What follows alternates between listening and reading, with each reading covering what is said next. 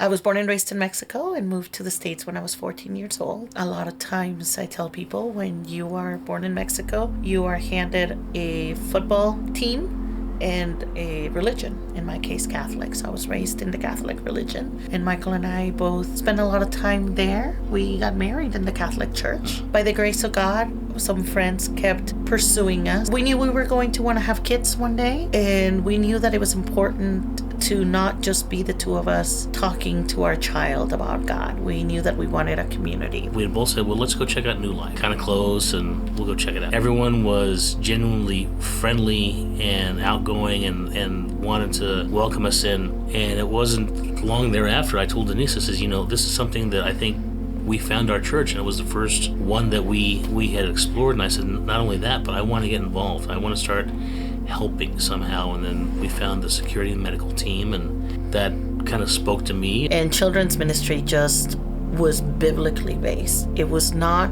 about coloring a piece of paper. The children are being spiritually fed, and that is such a blessing for parents and for kids. And it's allowed our son to not just go from being spiritually fed there to going into high school now and just growing in his faith and standing in his faith and not being afraid of speaking about it. And that was a big thing for us. Once you start investing into your church, it's beyond a feeling. It's blessings from God because you're serving God's people.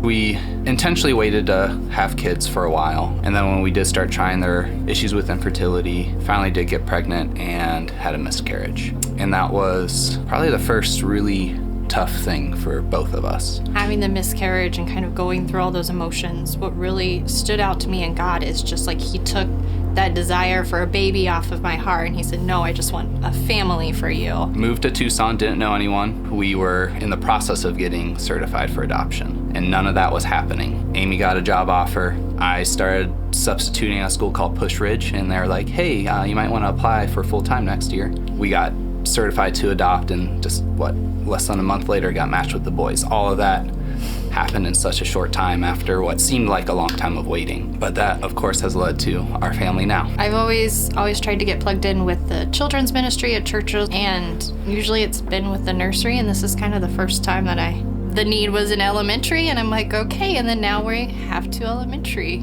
kids, and so, but I had an extra years of experience of talking with kids about God that can understand it and grasp it.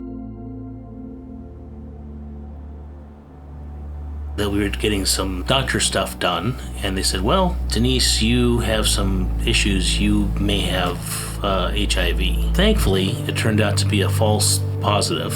But at that moment, it was so humbling. There were so many open conversations with God at that point because we were thinking, what happens if? The first thing that people, when they heard about what was going on, well, your husband must have stepped out of the marriage. That just never was a concern. It just wasn't part of our story. And so the doubt that would have crept in never did. While everyone else spun, we didn't. There was something beautiful about just giving it to God. As much as we were afraid for our future, I wasn't afraid for my forever. And when you're not afraid for your forever, whatever you're standing in just simply melts away.